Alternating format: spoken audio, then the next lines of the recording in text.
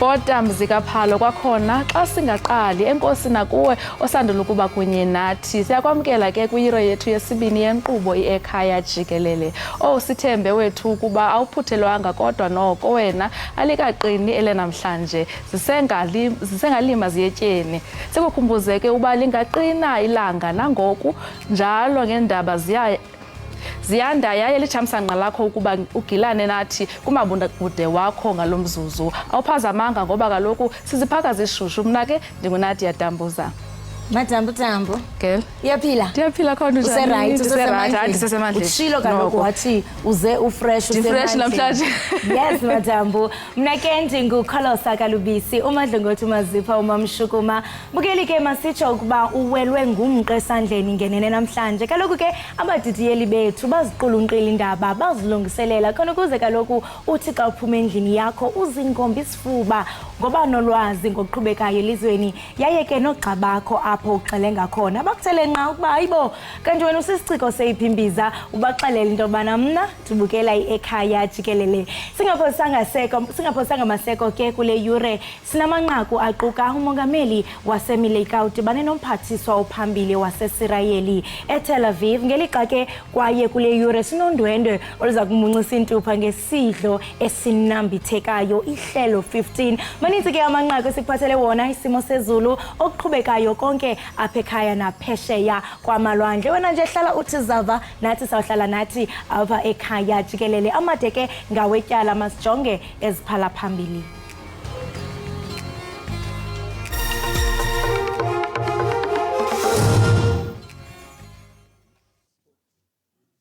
Lezizwe ezimanyeneyo liyile isigqibo esicela ukuba kumiswe ukuhanjiswa kweenkonzo zohlangulo uluntu eGaza ukuze kuvumeleke ukuba bancedise ngokupheleleyo. iMelika iye yaxhasana nesi siphakamiso.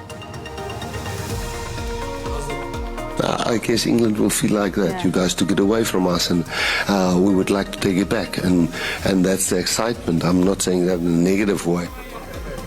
Umlawuli wombhoxo eMzantsi Afrika uRassie Erasmus uthi ulindeleke ukuba iNgilane ibe ngumkhankaso wokuziphindezela xa la maqela amabini ekhuphana ubuntanga kumdlalo wandulelo wamagqibela kankqoyi wendebe yehlabathi yombhoxo eParis eFrance ngokuhlwakwa ngomgqibelo.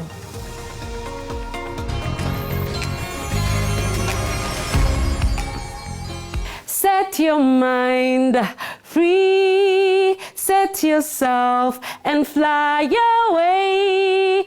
Hi, igama lami uZipora Msiza, ubukele Ekhaya Jikelele. Siphethele ezemidlalo, indaba nomculo omningi ungaphuthelwa.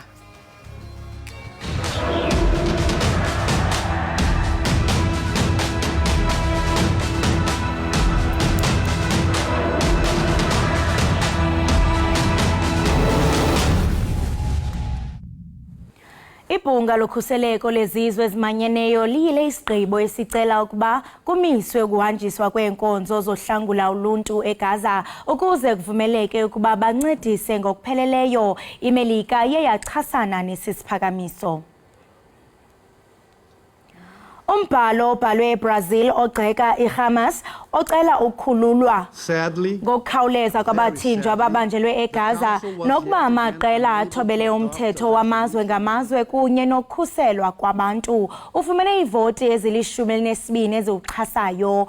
Umongameli waseMelika uJoe Biden ethetha kulo mmandla ubhengeze ukuba eli lizwe lakwaSirayeli livumile ukuba lufumane uncedo kuluntu.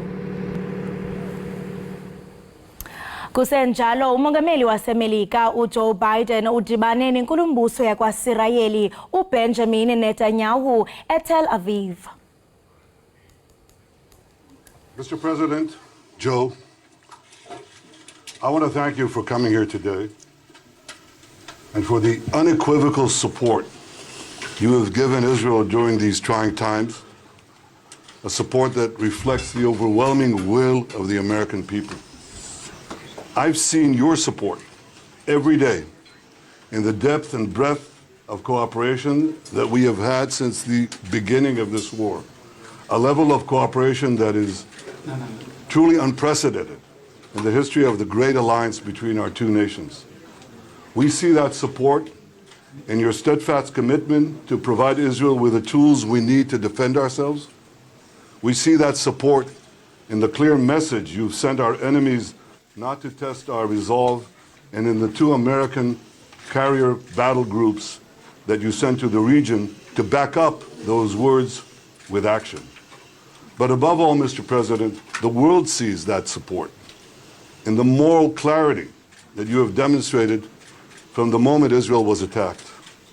You've rightly drawn a clear line between the forces of civilization and the forces of barbarism. You described what Hamas did as sheer evil. It is exactly that. I wanted to be here today for a simple reason. I wanted the people of Israel, the people of the world, to know where the United States stands.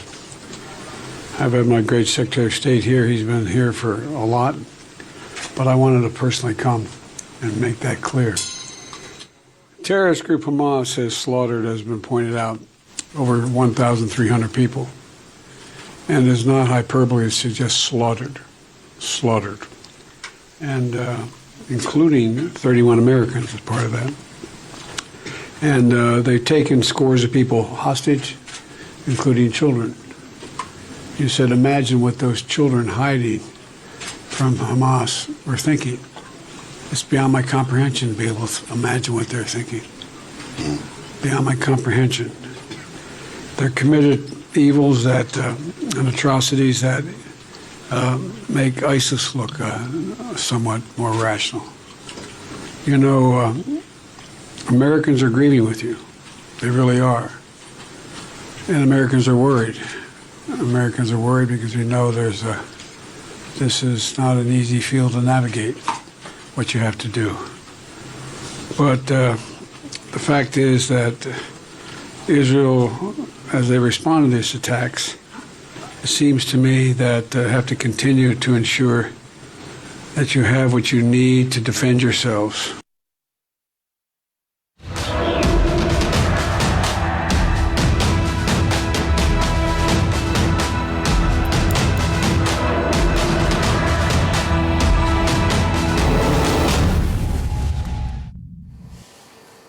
Ubunyani boshicilelo oburekhodiweyo ekutyholwa ukuba buqulathe ubungqina bokuvuma ityala lomtyholwa wesibini kwityala lokubulala uSenzo Meyiwa uBongani Ntanzi kulindeleke ukuba luthiwe thaca phambi kwenkundla namhlanje. Oku njengoko inkqubo zenkundla zilibazisekile iiyure ezininzi izolo kuxovulwa ityala ngaphakathi kwelinye ityala emva kokuba umbuso uye wagqiba ekubeni ufuna ukusebenzisa ushicilelo olurekhodiweyo njengobungqina. Iqela labo bakhuselayo limemelela ukuba kunqunyanyiswe imibuso kamantyi uVivian Cronje. Inkundla ephakamileyo esempuma yeRhawuti isigcinile isigqibo setyala lesicelo senkosana uSimakade kaZwelithini sokususa ikumkani uMisuzulu kaZwelithini. Inkosana umbonisi kaBhekuzulu oxhasa ityala lenkosana uSimakade uxelele inkundla ngokusebenzisa amagqwetha akhe ukuba ikumkani ayizalwa koko ityunjwa kwindlu yobukhosi bamaZulu ngokwesiko. Uxelele inkundla ngokusebenzisa amagqwetha ukuba okhathamileyo ukumkani Goodwill Zwelithini kaBhekuzulu ushenxile kwisithethe sokutyumba ikumkani ngokwenzalo xeshikweni etyumbe ikumkanikazi nekwinkosikazi yakhe uManthombi Dlamini Zulu Xebe. Njengokuza ukuxhozela imikhala, inkosana ezi zona zifuna ukuba intlanganiso yangoMeyi ka-2021 nalapho ke usapho lobukhosi lwatyumba uMisuzulu ibhangiswe. Kananjalo ke nomongameli bafuna arhoxise isiqinisekiso sakhe sokutyumba uMisuzulu. Umphathiswa wemithombo yezimbiwa namandla uGwede Mantashe uphinde waqinisekisa ukuba uMzantsi Afrika umi ngelithini ekusebenziseni ubutyebi bendalo kuphuhliso lwelizwe. Ebethetha kwi-African Energy Week eKapa izolo wengeze ngelithi urhulumente ukwabeka phambili ekuphuculeni ukusebenza kuka-Eskom. Eliziko lombane belitsala nzima kumelana neemfuno zamandla zoMzantsi Afrika kule minyaka imbalwa idlulileyo. Oko kubangela ucimicimi wombane. Amapolisa aseThekwini abambe iziyobisi ezixabisa izigidi ezingama-70 zeerandi ebezithunyelwe ngenqanawa zisuka eBrazil. Umphathiswa wamapolisa uBhekicele kunye nenkomishinala wamapolisa nabo bebekho kwindawo yexhwayelo. Intatheli ye-SABC uvusi Khumalo usiqulunqele oku. Yebo, amaphoyisa aqinisekisa ukuthi athole izidakamizwa eningi ebalelwa enanini ka-70 million wamarandi etholakale emkhunjini osuka lapha nezweni lase South America iBrazil. Kodwa ke sikhuluma nolo ongu-National Commissioner wamaphoyisa Lieutenant General Fani Masimula. Thankful, we appreciate what the members of South African Police Service have done, and we appreciate the hard work working together, which have culminated in this. These drugs were destined for Gauteng. Well, in terms of address, we are still investigating to find the recipient with a view to arrest those that are responsible. We know it is coming from in Brazil. Yebo, uyeke lo umnumzana Lieutenant General Fani Masimula ongu-National Police Commissioner ebeka ngokusobala echaza ukuthi lezi dakamizwa zitholakala ezweni litholakala emkhunjini kahle hle osuka ezweni lase Brazil lapha eSouth America. Lezi dakamizwa uyachaza ngokusho ukuthi zitholakala kulomkhumbi obuvele ulapha eThekwini, usuzinze lapha eThekwini, nokuthi ke lo kahle hle zonke lezi dakamizwa bezibheke lapha esifundazweni eGauteng. Uyachaza futhi ukuthi amaphoyisa akabophi umuntu, kodwa ke kuwumsebenzi wamaphoyisa kanjalo alapha eNingizimu Afrika kanjalo ngibambisana amaphoyisa asezweni laseBrazil okuwona aqinisekisa ukuthi lezi dakamizwa zizothi fika nje lapha eNingizimu Afrika zibe sezibanjwa kumnumzana uBhekicele ubevele ekhona lapha ezohlola ezobona kabanzi lezi dakamizwa ezifihliwe emabhakedeni kaPende. Iningi lawo ke lizoba ukuphenyo olunzulu ozoqinisekisa ukuthi abasolwa ngalokhu bayaboshwa. Akade benza ke lolu daba mnumzana uThulani Ngcobo kanjalo novusi Khumalo eThekwini. Unobhala Jikelele we-ANC ufikile Mbalula uthi ikomiti elawulayo yombutho ivakalise inkxaso yayo kwilizwe lasePalestine kumlo ogqubayo. I-ANC bibambe isithangami nabezindaba ukuyocacisa ngokuphuma emhlanganweni wezinsuku ezintathu wesigungu esiphezulu seqembu obubanjwe ngempela sonto. Iqembu ke libusayo lizokalisa ukweseka iPalestine. We do have unconditional support for Palestine, and we've got reasons for that. And we don't apologize to anybody, whether they can like us or not, but we will be on the side of justice. You can't oppress people and then think we'll be on your side. We too were oppressed here in this country. I-ANC ifuna nokuthi inhlangano yezizwe ithathe isinqumo esicacile ngodaba lwe-Israel nePalestine. We are calling for the investigation of these acts of terror by Israel, and at the same time penalties must be imposed to anyone. There is a penalty imposed on the Russian president because of what is happening in Ukraine. We must stop this hypocrisy. Umbalula ke uzichithile izinsolo zoqhekeko ngesikhathi kubanjwe umhlangano. Uchaze izingxoxo njengebeziqinile kugxilwe kakhulu ekuthulweni ukuthi kubhekwana kanjani nenselelo yokuthunyelwa kwezidingo emphakathini. Kusenjalo i-ANC memezela ukuthi izohlangana nemfela ndawonye imashele komkhulu lenxusa la kwa-Israel ePitoli ngoLwesihlanu. Akasekho emhlabeni owayesakuba lilungu leParliamentary le-NFP uChristopher Sibisi. Kwingxelo ethe yakhutshwa yi-NFP eliqela lithi uSibisi usweleke ngentsasa yayizolo. Siliqembu le-National Freedom Party sishaqeke kakhulu uma sivuka ngezindaba zokuthi obeyilunga lethu eParliament likazwelonke umnumzana uChristopher Sibisi akasekho emhlabeni.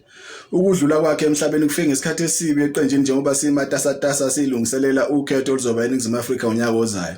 Ngakho njengeqembu silahlekelwe kakhulu ngoba besalindele ukukhulu kuyena futhi besibhekile ukuthi abengcenye emkhankaso yeqembu laso besihambela khona amakhona onke eNingizimu Afrika sigqugquzela sikhuthaza abantu ukuthi bajoine iqembu bavotele iqembu le-National Freedom Party. Siyafisa njengeqembu ukuthi sithi dudu emndenini wakhe umama wasekhaya nezingane ebese sithi kumalunga e-National Freedom Party awaqini ngalesikhathi ezinzima kangaka singathi uNkulunkulu ngaba nawo. Ingxelo equlunqwe ngamagqwetha ngokuqeshwa kweenkampani ezibhatala ngqo abafundi ngemali kaNSFAS idize ukuba zininzi izinto ezingalunganga ngale nkqubo. We're now at a stage where we've got a budget of 46.6 billion in 2023, serving a student population of 1.1 million. Lesi isamba semali esichithwa minyaka yonke sinikezwa abafundi abantulayo ukuze bakwazi ukufunda ezikhungweni zemfundo ephakeme. Kepha indlela esisetshenziswa ngayo yaholela ekutheni kube nemibuzo kuze kungenelele nongqongqoshe. The report reveals that there seems to have been a conflict of interest in the appointment of these two fintech service providers. The report also states that the CEO appointed Dr. Chiro to assist the bid evaluation committee as a technical advisor. Nesikhulu esiphezulu se-NSFAS sisolwa ngokungalandeli imigudu yokuqoka izinkampani. Another concern raised in the report is the inability of not conducting due diligence to service providers. Umbiko usuthunyelwe kungqongqoshe wezemfundo ephakeme kodwa iNSFAS ithi bonke abanindekayo kufanele bajeze. Ingxelo ephanda unobangela womlilo watshabalalisa iParliamentary kunyaka ophelileyo ifumanise ukuba lo mlilo ubunokunqandeka ukuba bekuthunyelwe onogada ukuba baye kugada indlu yowiso-mthetho. Uphenyo luzimele lihlonze ukuthi imbangela yomlilo iyamaniswa nokwephulwa kwemithetho yezokuphepha. Isinqumo sokungabibikho konogada ngosuku lomlilo eParliament enye izinto ezigxikiwe. One such measure was the decision not to deploy parliamentary protection services officers at night and on public holidays and weekends during 2021-2022 compulsory leave period, which left Parliament vulnerable. Lombiko uthole nezinye izinto ezikhathazayo. It was found that in some instances, employees did not possess minimum qualifications as advertised, and in some cases, they were also not the recommended top-rated candidates. IDA wamukele lombiko. One of the most striking, I think, takeaways from the Secretary's report is that, in fact, had the institution been better managed and better run, this fire could have been prevented. And that, for me, is the most damning finding of the report. It's unfortunate that it's taken us almost 2 years to get to this point, and there are a number of people who are implicated. Isikhungo sithi sesiluqalile uhlelo lokubhekisisa izinkinga zokuphatha ngabanye. Ngaphambi kokuba niphume babukeli niye kwindawo ngendawo mhlawumbe emsebenzini qiniseka into yokuba uqobisekile ngoqikelelo lwemozulu rhabula ungafinci.